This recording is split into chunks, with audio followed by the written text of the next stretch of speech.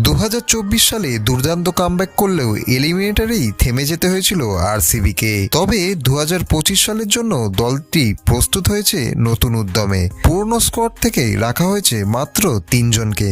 তবে ক্যাপ্টেন্সি নিয়ে চলছে এবারে জল্পনা।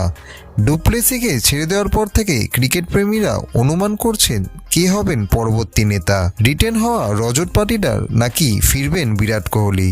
যদিও সূত্র বলছে কোহলিকে চাপমুক্ত রেখে খেলাতে চায় আরসিবি ম্যানেজমেন্ট। এর মধ্যেই আরসিবির একটি পোস্টে দেখা গেছে ক্রুনাল পান্ডিয়ার ছবি, আর ক্যাপশনে লেখা রয়েছে টপ কে।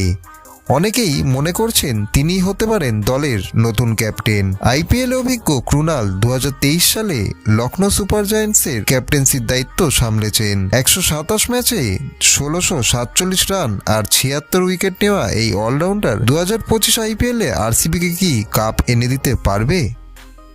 আর এরকমই ক্রিকেটের লেটেস্ট ভিডিও দেখার জন্য চ্যানেলটিকে অতি অবশ্যই সাবস্ক্রাইব করে রাখুন।